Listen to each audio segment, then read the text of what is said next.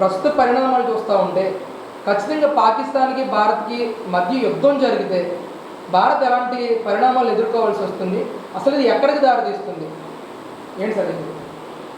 ప్రస్తుతం అంటే ఏ స్థాయిలో యుద్ధం జరిగింది అనేది, పూర్తి స్థాయిలో యుద్ధానికి రెడీగా ఉన్నారా, లేదంటే ఎల్ఓసి ఏదైతే ఉందో ఆ ప్రాంతానికి యుద్ధాన్ని పరిమితం చేస్తారా, లేదు సైనిక చర్య ద్వారా ఏదైతే ఉగ్రవాద కార్యకలాపాలకి నిలయాలుగా ఉన్న ట్రైనింగ్ సెంటర్లు ఏవైతే ఉన్నాయో వాటి మీద దాడులు చేస్తారనే దాన్ని ఆధారపడి ఉంది.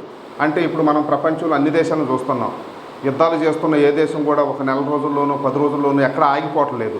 ఇప్పుడు రష్యా కానివ్వండి, ఉక్రెయిన్ కానివ్వండి యుద్ధం జరుగుతుంది. దాంట్లో ఇప్పుడు సంవత్సరాలు అయిపోయి ఆర్థికంగా చాలా నష్టపోవాల్సి వస్తుంది.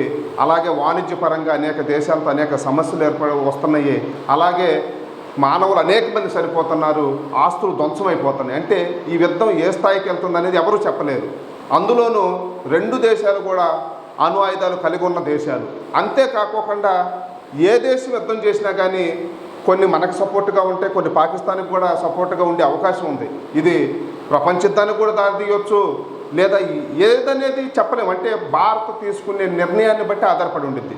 భారత్ ఓన్లీ సైనిక చర్యకు చేపట్టి మిలిటెంట్ స్థావరాలు ఎక్కడ ఉన్నాయో వాటి మీద దాడి చేస్తారా, మెరుపు దాడులు, లేదా ఎల్ఓసి ఏదైతే ఉందో లైన్ ఆఫ్ కంట్రోల్ ఏరియా దాని వరకే పరిమితం అవుతారా, లేదా పూర్తి స్థాయి యుద్ధం చేసేసి పీఓకిని ఆక్రమించే ప్రయత్నం చేస్తారనేది దీని ఆధారపడి ఉంటుంది.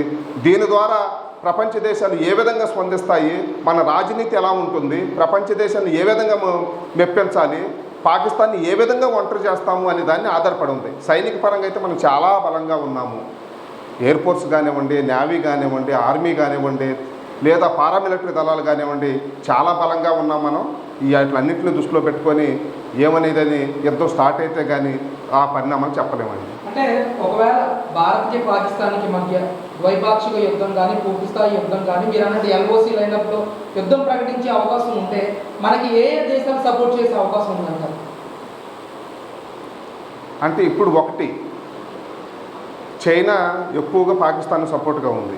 భారత్కి అయితే ఇప్పుడు అమెరికా కానివ్వండి, రష్యా కానివ్వండి, ముస్లిం కంట్రీస్ ఏమన్నా అవి కూడా కానివ్వండి, ఇజ్రాయెల్ కానివ్వండి, అంటే సాంకేతిక పరంగా ఇజ్రాయెల్ చాలా ఫాస్ట్గా ఉంటుంది. ఫ్రాన్స్ కానివ్వండి, అనేక జర్మనీ, ఇటలీ ఇలా అనేక కంట్రీలు భారత్కు సపోర్ట్గా ఉండే అవకాశం ఉంది. అలాగే పాకిస్తాన్కి కూడా కొన్ని కంట్రీలు సపోర్ట్గా ఉండే అవకాశం ఉంది. ఇది రాజకీయంగా అదే భారత్ ఇప్పుడు నరేంద్ర మోడీ గారు కానివ్వండి, అమిత్ షా గారు కానివ్వండి, ప్రభుత్వం ఏదైతే ఉందో మన రాజకీయ ఎత్తుగడలు ఏ విధంగా ఉండాలనేది ముఖ్యంగా ఆధారపడి ఉందండి. అంటే పాకిస్తాన్ని ఏ విధంగా దూరం చేయాలి, మనం ఒంటరిని చేయాలి, పాకిస్తాన్కి వాణిజ్యపరంగా ఏ దేశం నుంచి ఎలాంటి సపోర్ట్ లేకుండా, సైనిక పరంగా ఎలాంటి సపోర్ట్ లేకోకుండా చేయాల్సిన బాధ్యత ఇప్పుడు మెయిన్గా ఉంది. అంతేగాని క్రికెట్ బంద్ చేస్తేనో, గేమ్స్ బంద్ చేస్తేనో, చిన్న చేయటం వల్ల ఉపయోగం ఉండదు.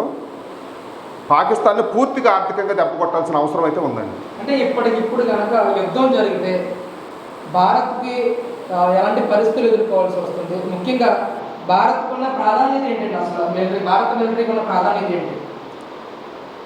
భారత్ దేశం ఏదైతే ఉందో ఎప్పుడూ కూడా చైనా బోర్డర్ కానివ్వండి, పాకిస్తాన్ బోర్డర్ కానివ్వండి, ఇటు బంగ్లాదేశ్ బోర్డర్ కానివ్వండి, ఎప్పుడు కూడా బోర్డర్లో అనేక సమస్యలతో భారత సైన్యం ఎప్పుడూ కూడా ప్రకృతి పరంగా కానివ్వండి, లేదంటే సైన్యం పరంగా కానివ్వండి, అనేక ఒడిదుడుకులు ఎదుర్కొంటూ వాళ్ళ శక్తి సామర్థ్యాన్ని మెరుగుపరుచుకుంటూ, టెక్నాలజీని మెరుగుపరుచుకుంటూ ఎప్పటికప్పుడు ముందడుగేస్తూ ఉంది.